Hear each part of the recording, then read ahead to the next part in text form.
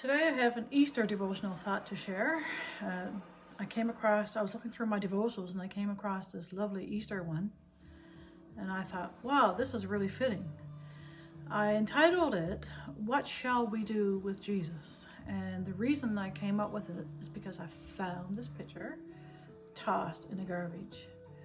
I was in Sydney for a weekend and I just happened to take my little grandson out for a stroll in the stroller. It was garbage day, and this is what I found along my route. It's a large picture of Jesus tossed aside for the garbage, along with another picture. It was actually too big for the garbage can, so obviously it was tossed on the ground.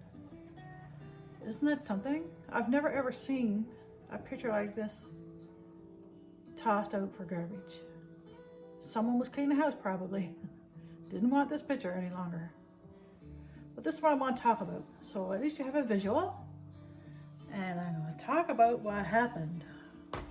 How he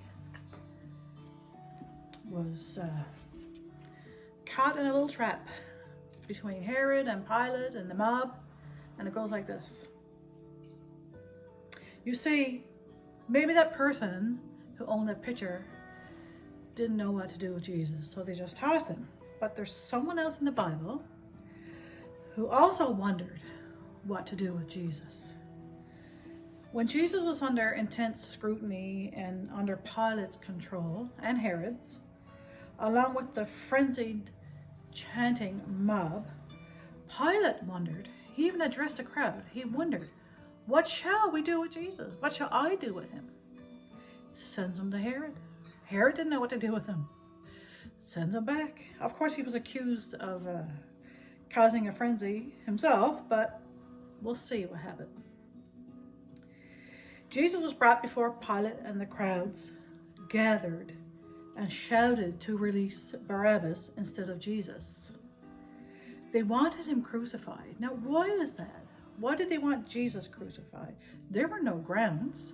Nobody could prove anything. So why else would Pilate wash his hands of the scene and just claim his innocence? And Pilate announced to the chief priests that Jesus had done nothing to deserve death. Nothing. Couldn't find anything. And that's found in Luke 23, verse 15.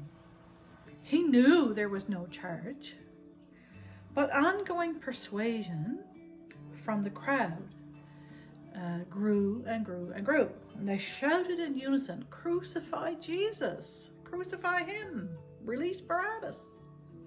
Those moments must have been intense. Wow. At this point, the innocence or guilt was no longer in question. It wasn't in question anymore. Pilate released Barabbas based on the mob's chanting.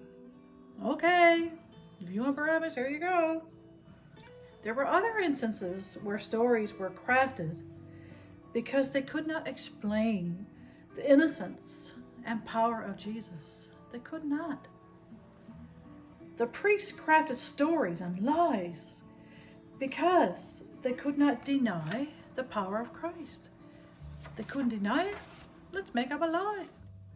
And here's one example found in Matthew 28, 11 to 15. As the women were on their way, some of the guards went into the city and told the leading priests what had happened. A meeting with the elders was called, and they decided to give the soldiers a large bribe. They told the soldiers what to say. Can you imagine? You must say, Jesus' disciples came during the night while we were sleeping and stole the body. If the governor hears about it, we'll stand up for you so you won't get in trouble. So the guards accepted the bribe, and they said what they were told to say. Their story spread widely among the Jews, and they still tell it today. So what shall we do with Jesus? Do you find anything at fault with him? Are you claiming his innocence? Here's the answer that I'd like to propose to think about today. Believe the story that the disciples came and took the body away, plus more lives and accept bribes? Or trust in God, who has come to set the people free? I know what I believe. I think I'll trust God. Will you? Food for thought today, isn't it? Trust God because He can be trusted. There was no fault in Him. There's never going to be found a fault in Him. Have a great day.